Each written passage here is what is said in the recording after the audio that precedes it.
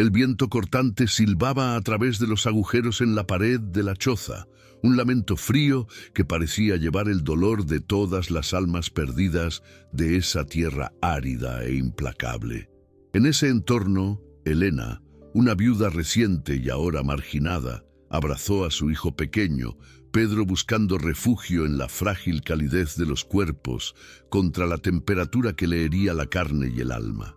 La única luz, parpadeante y fugaz, provenía de un cabo de vela cuya cera se derretía en el borde de un plato de peltre, agrietado, dejando al descubierto la extrema pobreza, la textura áspera y desgastada de la ropa que apenas la protegía, y el polvo fino que cubría cada centímetro de aquella casa abandonada. El dolor era un nudo en la garganta, mezclado con el reciente duelo por su marido, la implacable traición de su familia y la visión del jardín yermo que le habían legado, un puñado de tierra seca y agrietada que era el único vestigio de su dignidad. La imagen que encapsulaba la injusticia era la del pequeño bufanda bordada de su madre, la única herencia que le quedaba de sangre. Se apretaba contra el rostro pálido de su hijo, intentando protegerlo del frío que se filtraba obstinadamente por las grietas. La casa principal, acogedora y cálida, estaba a menos de 1 kilómetro en el valle, pero parecía pertenecer a otro mundo. El crujido lejano de la puerta de un granero, arrastrado por el viento seco, era un cruel recordatorio de la comodidad robada. La atmósfera era pesada, impregnada del olor a madera húmeda y heno viejo, un paisaje rural de posguerra donde la esperanza era un lujo que los campesinos como ella no podían permitirse. La pobreza campesina era su nueva vestimenta, tejida con el frío, el hambre y la soledad. El problema central que definió su destino y la mantuvo despierta fue la aridez de ese jardín, un símbolo cruel de la codicia y el desprecio de los parientes de su esposo. La familia la había aislado al borde de la miseria, convencida de que ella, sola, con un niño pequeño, se rendiría en pocos días. Lo que no sabían era que esa tierra, aunque seca e ingrata, guardaba más secretos que la propia memoria de la familia. Un misterio sobre el destino y las verdaderas intenciones de su difunto esposo flotaba en el aire gélido, una semilla de duda plantada en la mente de Elena que le impidió sucumbir. Necesitaba fuerza para sobrevivir, y si tú también te has sentido alguna vez abandonado e indefenso, este es un viaje para encontrar lo que se esconde en el vacío más profundo y luchar por una justicia que parece imposible. El guión de tu supervivencia comienza ahora, bajo el peso de un secreto enterrado en el polvo. Antes de que el dolor envolviera a Elena en la oscuridad y el abandono se convirtiera en su realidad, la vida en la granja de su marido, Gabriel era sencillo, pero lleno de una serena dignidad, anclado en la repetitiva y satisfactoria rutina del campo. Elena pasaba las mañanas cosechando las pocas verduras de temporada. El olor a tierra, húmeda tras el rocío, se mezclaba con el aroma a humo de leña que subía de la cocina. La casa principal era de madera robusta, bien cuidada, y se sentía segura junto a Gabriel, un hombre de pocas palabras, pero de gran corazón y manos callosas, cuya lealtad hacia ella y el pequeño Pedro era la única garantía de un futuro que Elena realmente valoraba.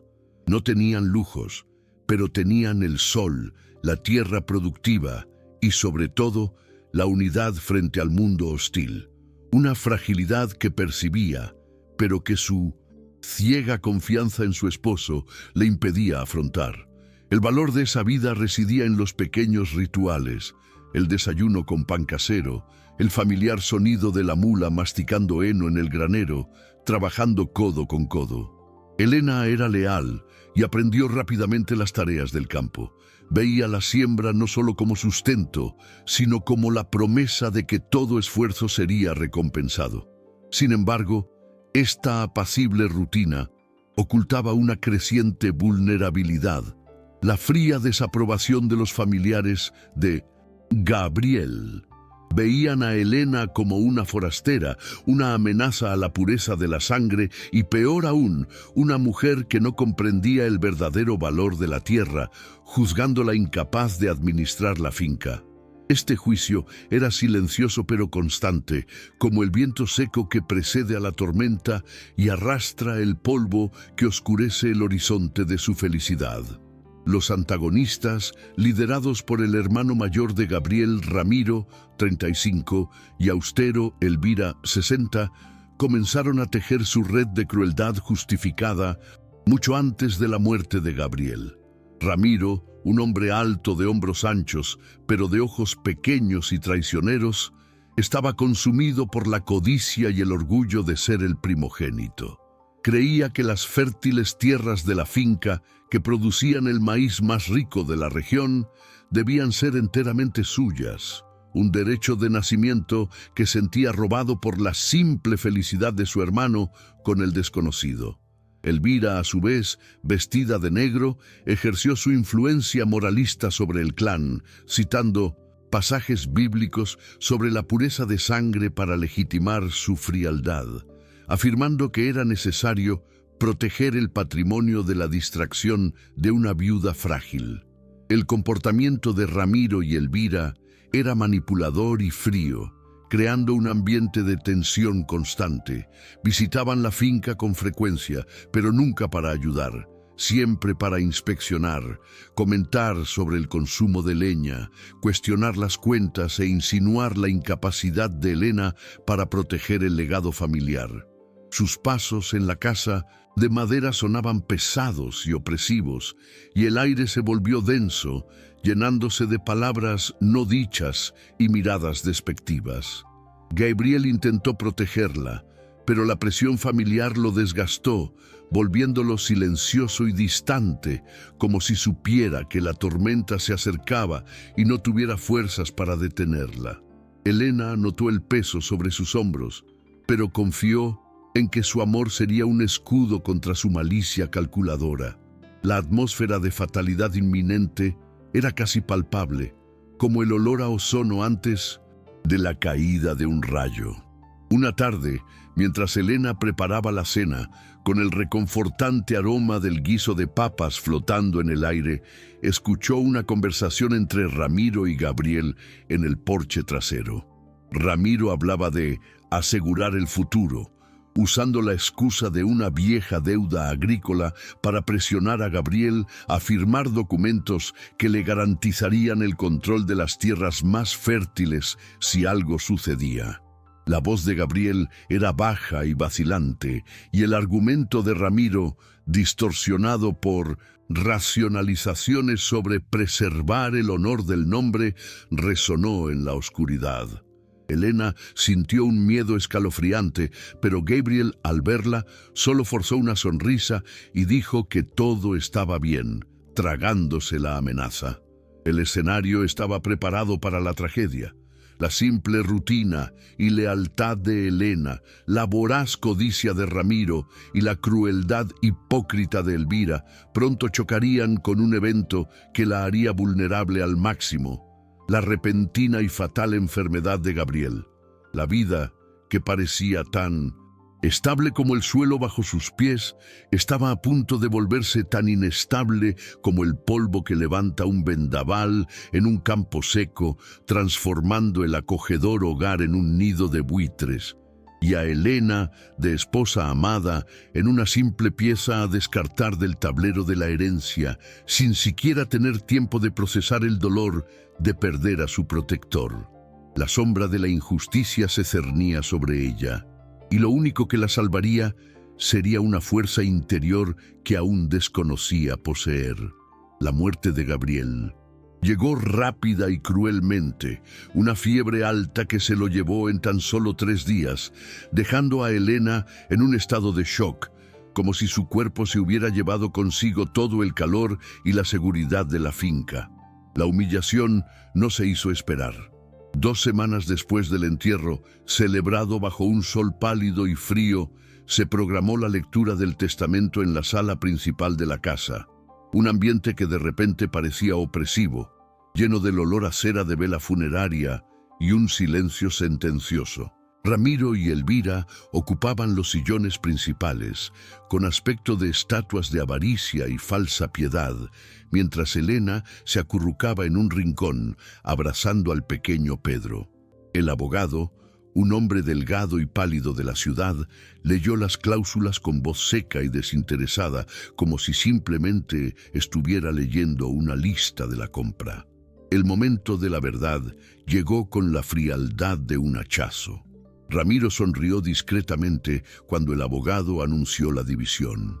Todas las tierras fértiles, los tinos en graneros bien construidos y el ganado productivo quedarían bajo la administración plena de Ramiro para garantizar la continuidad y la prosperidad del apellido. Elena sentía una ligera sensación de ahogo. Para ella, la viuda y su hijo, el documento legaba únicamente la casebre do alto y el jardín seco, un terreno árido y pedregoso al borde de la propiedad, sin uso durante años, junto con una mula vieja y algunos utensilios oxidados. La humillación no era solo material, sino moral. La trataban no como a la esposa de un hijo amado, sino como a una mendiga a la que le tiraban migajas. La descripción de la escena de injusticia se veía acentuada por el seco sonido de las páginas del testamento al pasarse. Cuando Elena, con la voz entrecortada por el dolor y la indignación, intentó protestar, alegando los años de trabajo junto a Gabriel y el apoyo de Pedro, Elvira intervino. La tía no gritó, pero su voz era un látigo frío. Afirmó que la decisión era de Dios y de la ley, y que una mujer débil no debería distraerse de sus deberes maternales con asuntos de hombres, sugiriendo que la tierra yerma era suficiente para mantenerla ocupada. Ramiro entonces asestó el golpe final con un falso tono de benevolencia. Si no te conviene, Elena, puedes irte. La ciudad está abierta para ti y nos llevaremos al niño con nosotros para criarlo con dignidad. Esa frase, la amenaza de separarse de su hijo, la negación de su capacidad de ser madre y cuidadora, el rechazo absoluto de su valía, fue la destrucción emocional que le abrió la herida más profunda. Elena sintió que le temblaban las manos, no de miedo, sino de una rabia silenciosa y gélida que solo la injusticia más absoluta puede generar. Apretó a Pedro contra ella, su pequeño calor siendo el único ancla en un mar de desesperación. En ese instante supo que jamás podría perdonarlos. La pérdida material era seguridad. La pérdida emocional era la certeza de que la familia de su esposo la había mantenido cerca solo mientras él vivía, descartándola sin remordimientos a la primera oportunidad, exponiendo una traición que Gabriel tal vez nunca había percibido en vida. La expulsión fue inmediata y cruel. Ramiro y Elvira no le permitieron pasar la noche en la casa principal. Ramiro le ordenó, con un gesto frío, que recogiera sus pocas pertenencias y fuera a la choza antes del anochecer. «No queremos polvo extraño en las ventanas», dijo, usando el mismo término que usaba para justificar su avaricia. Elena recogió un bulto de ropa usada, el pañuelo de su madre y algunos frutos secos, y con Pedro en brazos, emprendió la larga caminata por el camino de tierra que conducía a la cima del campo seco. El sol se ponía, tiñendo el horizonte de tonos melancólicos, y el frío viento nocturno comenzaba a levantar el polvo que pronto cubriría sus suelas duras y cansadas. La caminata fue una prueba simbólica. Cada paso en el terreno irregular le recordaba el vacío que estaba a punto de abrazar. Elena miró hacia atrás y vio encenderse las luces de la casa principal, cálidas y acogedoras, sabiendo que sus parientes celebraban la victoria de la avaricia, festejando a lo grande y riéndose de su miseria. El lejano olor a comida caliente contrastaba dolorosamente con el hambre que ya sentía y el frío que se intensificaba. Pedro, exhausto, lloró en voz baja, y Helena sintió la abrumadora impotencia de no poder ofrecerle consuelo ni calor.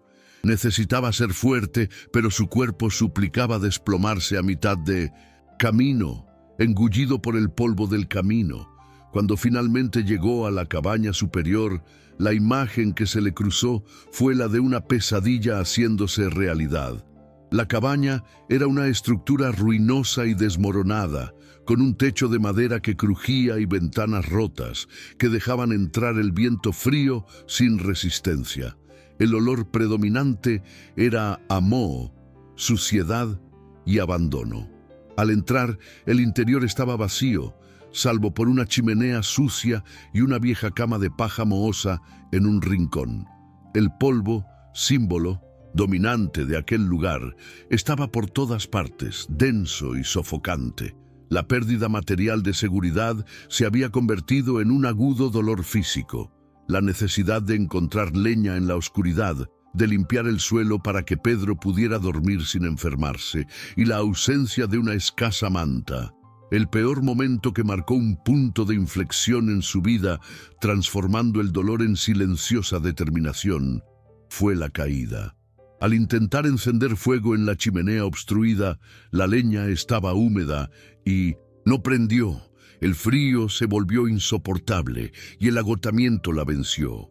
Se desplomó sobre el áspero suelo de madera, apretando a Pedro contra su pecho, usando su propio cuerpo como escudo contra el frío penetrante. La sensación era de ser tragada por la tierra, de ser nada. La visión del jardín seco a través de la ventana, bajo la tenue luz de la luna, fue la ironía final. La tierra, que debería ser la fuente de la vida, era evidencia de su muerte social. En ese momento de absoluta desesperación, el dolor se convirtió en piedra en su corazón y se prometió a sí misma que por Pedro y por la memoria del hombre que amaba, haría que esa tierra estéril diera fruto, aunque solo fuera para presenciar la caída moral de quienes la habían traicionado. Las primeras semanas en la cabaña superior fueron un descenso al abismo del dolor físico y psicológico, una auténtica espiral descendente donde el frío cortante se convirtió en una presencia constante, punzando la piel de Helena y robándole el sueño. El hambre era una compañera constante, un vacío en su estómago que debía ignorar para que Pedro pudiera comer lo poco que quedaba. Helena pasaba las mañanas buscando raíces comestibles o ramitas secas entre la escasa maleza, con las manos heridas por la madera áspera y las suelas duras de sus zapatos desgastados aplastando la tierra pedregosa. El miedo a fallarle a su hijo pequeño, a no poder encender el fuego, a verlo enfermar por la humedad, era un peso abrumador, más pesado que el bulto de ropa que traía de vuelta. La caminata física hasta la fuente de agua más cercana, un arroyo fangoso a casi 2 kilómetros, era el rito diario de supervivencia. El camino de tierra, azotado por el viento seco, estaba vacío y monótono, y la vastedad del campo parecía burlarse de su insignificancia y soledad. De vez en cuando, una vieja camioneta, levantando una espesa nube de polvo rojo, pasaba a lo lejos, y el zumbido distante de su viejo motor era el único sonido que rompía el silencio opresivo, reforzando su soledad y aislamiento. Se sentía como una diminuta mota indefensa en la inmensidad de aquel paisaje árido y hostil, un insecto luchando contra su destino. Las noches oscuras eran la peor pesadilla. La oscuridad era total, y el único sonido era el crujido de la vieja madera de la choza y el aullido lejano de perros salvajes o coyotes, advirtiendo del peligro animal.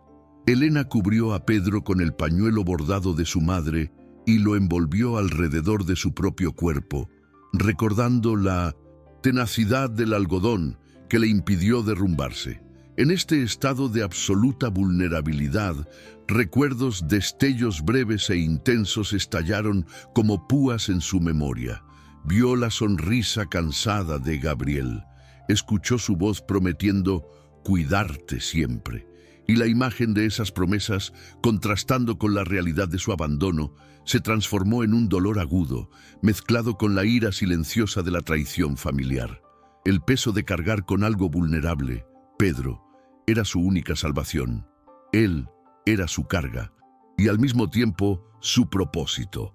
La fragilidad del niño, su total dependencia, era lo que impedía a Elena sucumbir a la desesperación y tumbarse en la fría tierra para no volver a levantarse.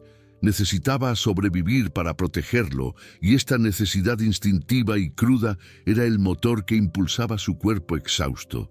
Con cada paso, cada búsqueda de leña, cada sorbo de agua sucia, se susurraba a sí misma que este niño merecía más que la avaricia y la crueldad de sus familiares.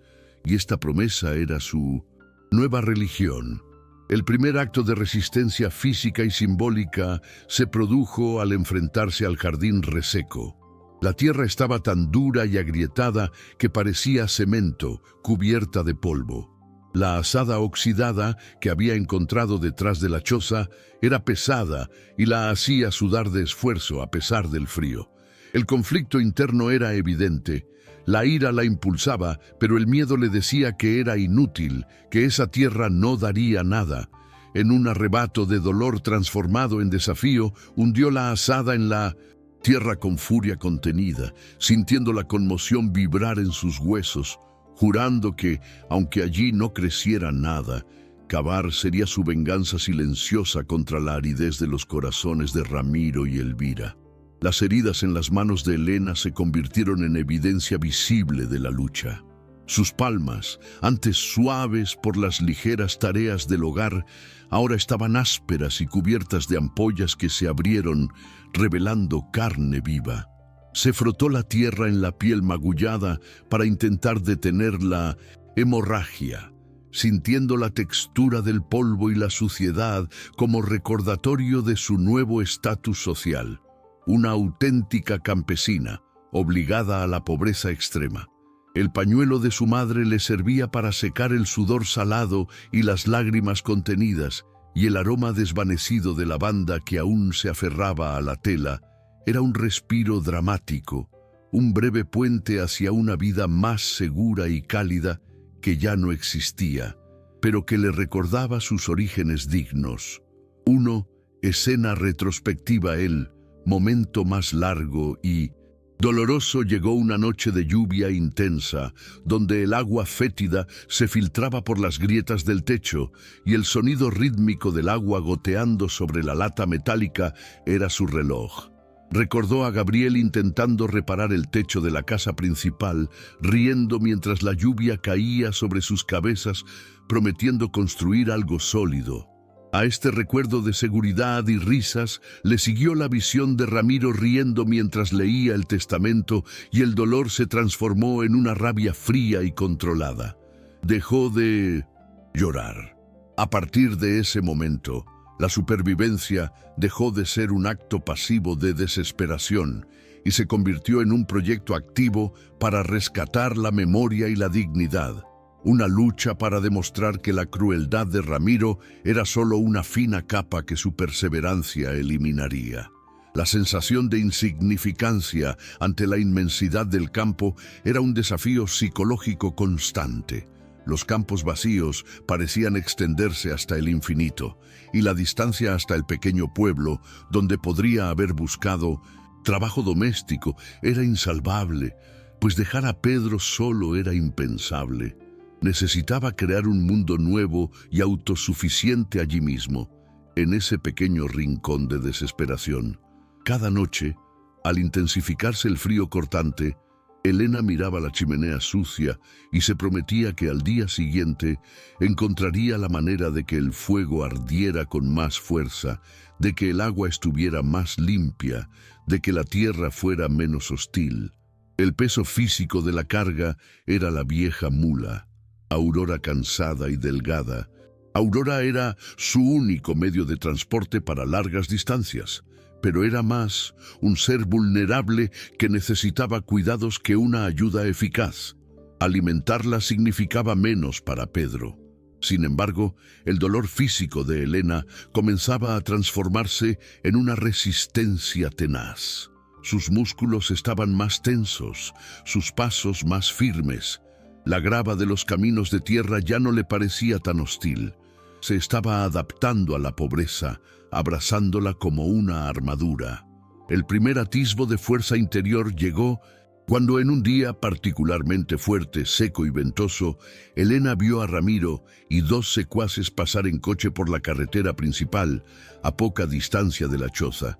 Se detuvieron, observaron la destartalada choza y al ver solo el tenue y triste humo de la chimenea, rieron, convencidas de que moriría de hambre o huiría pronto. Elena estaba escondida a la sombra de la choza, azada en mano. En lugar de sentir miedo, sintió una oleada de odio frío y una férrea determinación. No huiría, esperaría. La escena, breve y sin diálogos, consolidó la promesa de una futura confrontación, pero por ahora su lucha permanecería invisible, como raíces que intentan hundirse en la tierra dura. La agotadora supervivencia de Elena dependía de encontrar una fuente de agua más limpia que el arroyo fangoso que había estado usando. Una mañana, bajo un cielo gris que presagiaba un clima más frío, decidió arriesgarse a una larga caminata rural en una dirección que nunca antes había explorado, llevando a Aurora y dos cubos viejos.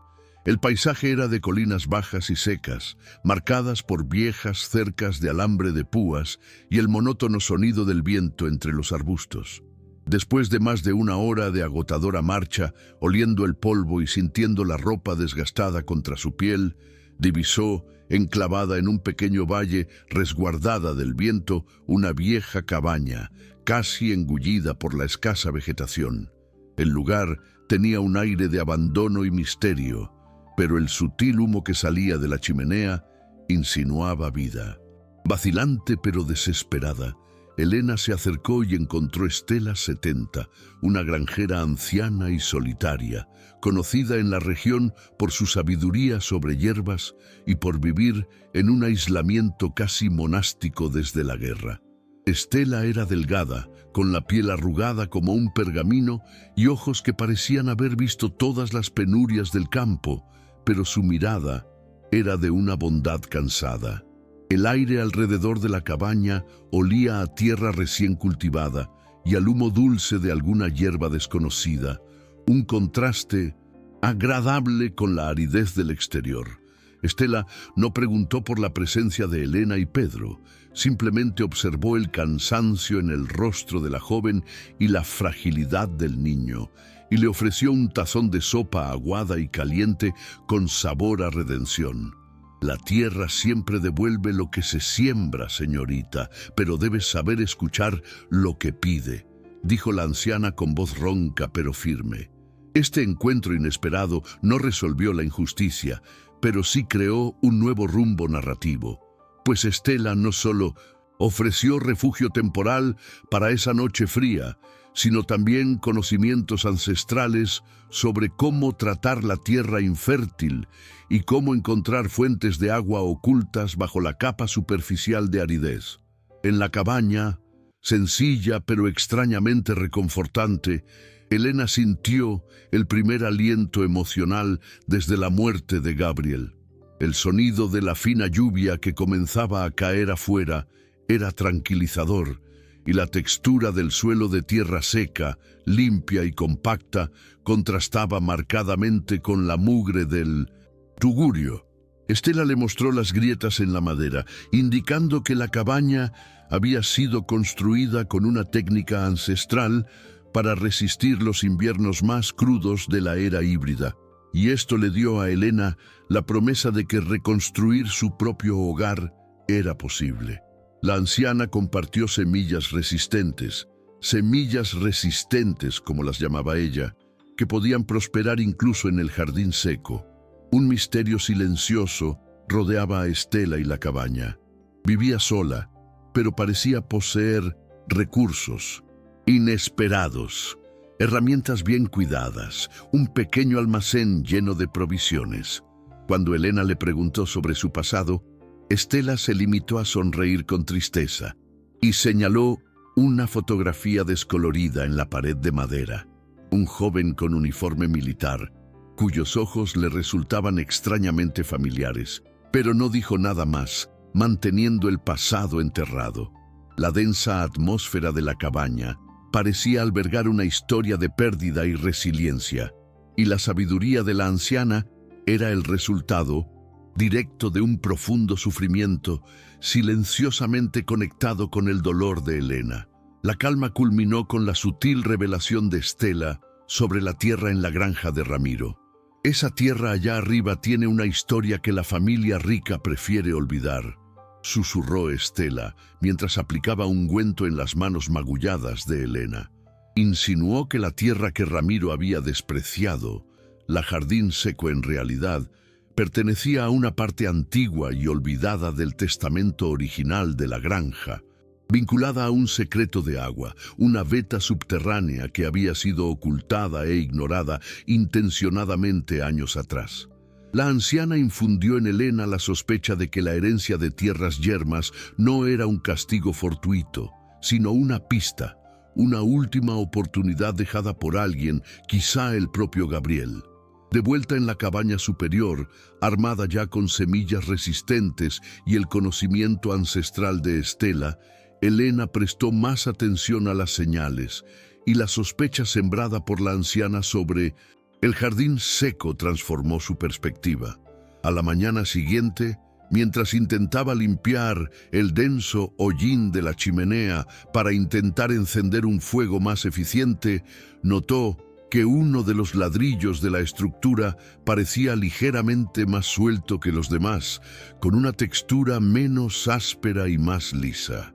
Impulsada por una repentina intuición, unida a la promesa de Estela de que la tierra siempre guarda secretos, usó la punta de un viejo utensilio de peltre para forzar el ladrillo, sintiendo el crujido de la argamasa seca, hasta que se dio con un sonido seco, cayendo al suelo de madera.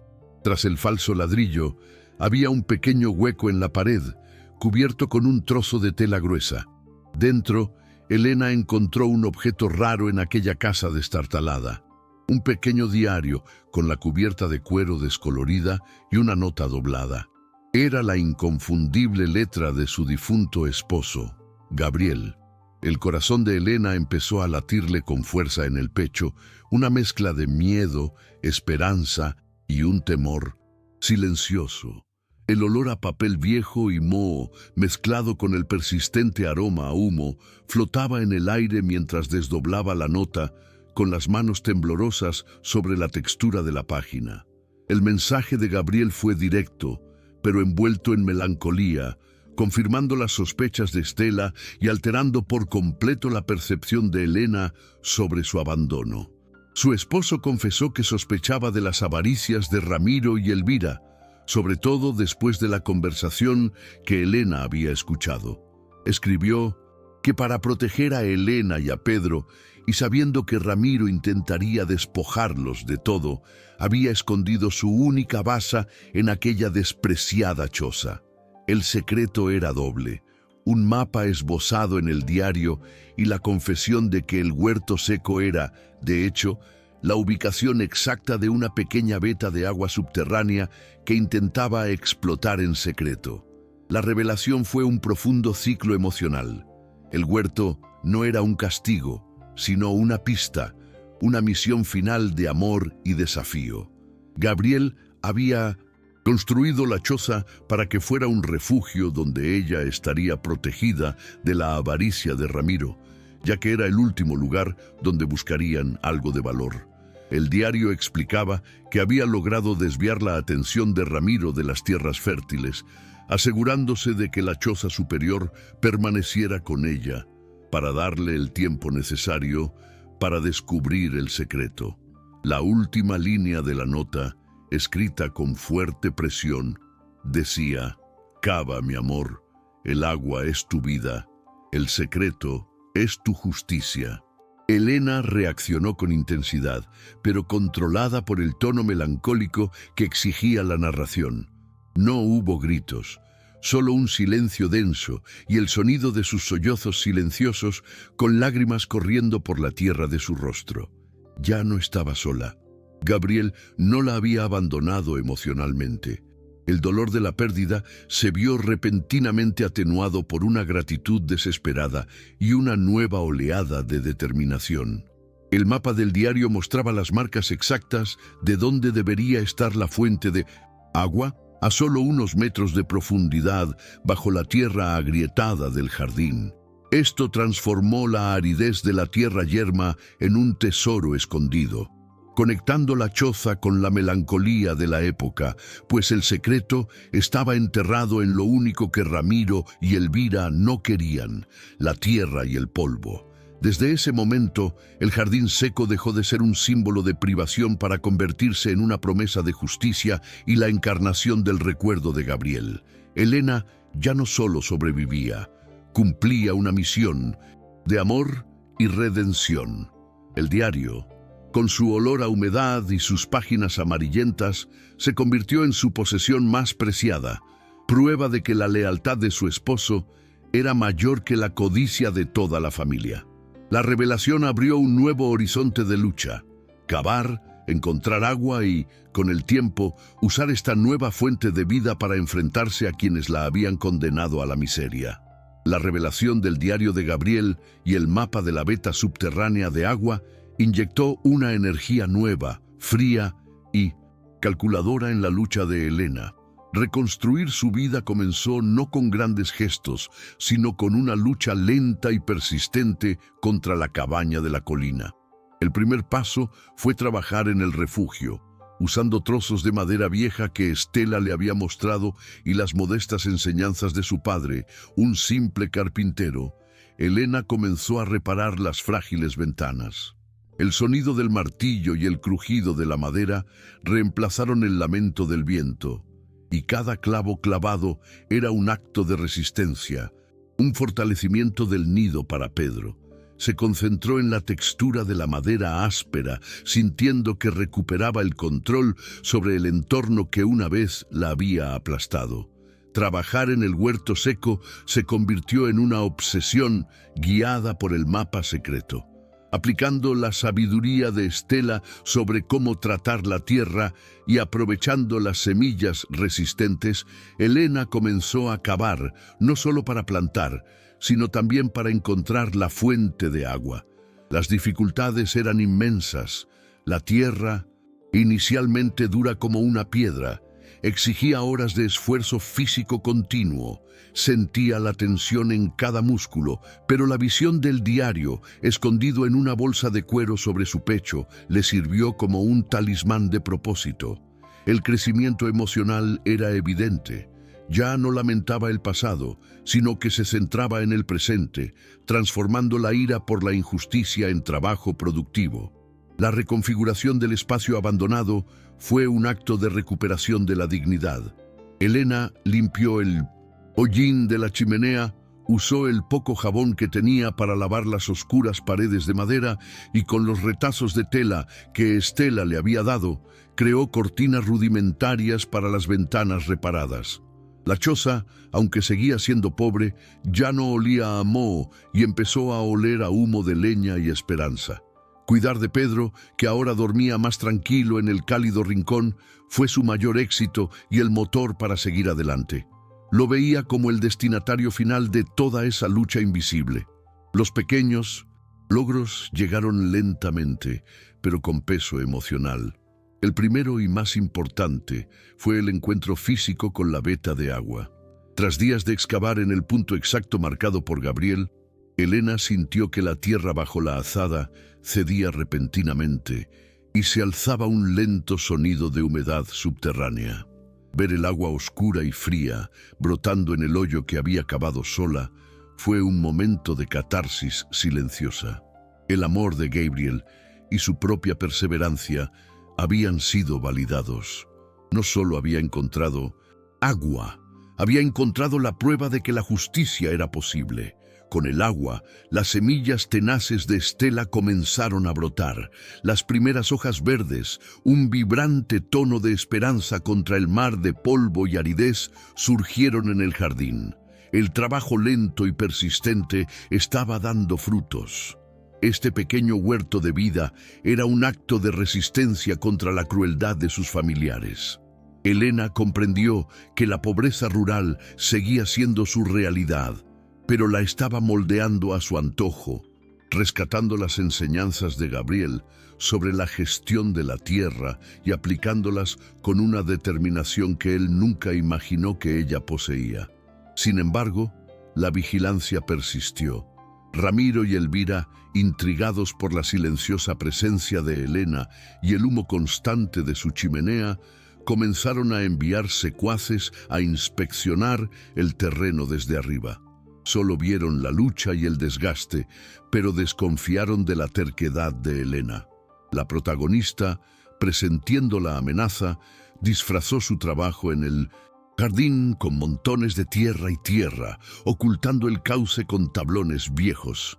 Sabía que aún no era el momento de revelar el secreto. Su fuerza interior estaba emergiendo, pero necesitaba tiempo para transformar esta nueva vida en una fortaleza inexpugnable antes de la inevitable confrontación. La silenciosa reconstrucción de Elena no pasó desapercibida para Ramiro y Elvira. No entendían por qué la viuda, a quien habían condenado a la miseria, persistía. Con cada visita de sus secuaces, recibían el mismo informe. La choza seguía en pie, salía humo de la chimenea y la mujer siempre estaba ocupada en la tierra firme, un esfuerzo que parecía inútil. Sin embargo, esta persistencia alimentó una creciente desconfianza en la mente codiciosa de Ramiro, quien temía que la tierra, aunque árida, albergara algo más de lo que habían previsto. Elena, por su parte, percibía las miradas atentas, como el olor de un animal acechante, y sabía que el enfrentamiento era solo cuestión de tiempo y preparación. El guión sugiere un reencuentro inevitable, pero deja claro que Elena sigue evolucionando. Ya no es la mujer frágil y dependiente que lloraba en el suelo de madera, pero aún no es la vengadora lista para el ataque final. Su estado actual es el de supervivencia silenciosa y acumulación de fuerza. La promesa de confrontación se visualiza en una de cerca de sus manos. Las palmas, antes heridas y sangrantes, ahora están callosas y fuertes, con venas abultadas por el duro trabajo. Menudo se encuentra ensayando mentalmente el momento en que revelará el secreto de Gabriel, usando la verdad sobre la vena de agua y la voluntad omitida para exponer la crueldad de los antagonistas a la comunidad del pueblo, que siempre supo de la injusticia, pero guardó silencio por miedo. La sensación de justicia futura se ve reforzada por el contraste entre la dignidad que construye y la codicia podrida que consume a sus enemigos. Imagina la caída moral de Ramiro, la revelación de su mentira y la pérdida de la fuente de su codicia que tan ferozmente protege. Sin embargo, reconoce que apresurarse pondría en riesgo todo lo que Gabriel ha construido para ella. Necesita que el jardín florezca aún más, que la choza se convierta en un hogar inexpugnable y que consolide su propia fuerza emocional para soportar el peso de la verdad. La catarsis final no ocurrirá ahora, pero cada día de trabajo duro y cada nuevo brote en la tierra es un paso hacia ese momento inevitable, en el que su resiliencia aplastará la crueldad. La historia avanza hacia su desenlace no con la explosión externa de una confrontación, sino con la consolidación de la recién descubierta fuerza emocional de Elena en el silencio contemplativo de una noche de invierno. El frío penetrante de la noche penetraba menos en la choza. Las ventanas estaban cerradas y el olor a humo de leña era ahora un aroma de hogar, no de desesperación. Elena se sentó junto a la cuna improvisada de Pedro, observando la pequeña llama de la chimenea. La justicia externa aún estaba lejana, pero la paz interior, la certeza de su capacidad para sobrevivir y prosperar, era su verdadera victoria. En este clímax interior, Elena recoge el diario de Gabriel y el pañuelo bordado de su madre. El dolor y la esperanza se mezclan en su corazón. Ya no se pregunta si Gabriel la abandonó. Comprende que la armó para la batalla. La sensación de impotencia se ha transformado en determinación fría e inquebrantable. Llora, pero son lágrimas. De dolor finalmente comprendido y de gratitud resiliente, no de desesperación. Siente la presencia de su esposo y la fuerza de su madre en su cuerpo encallecido, y comprende que la verdadera herencia no fue la tierra, sino su propia capacidad de resiliencia.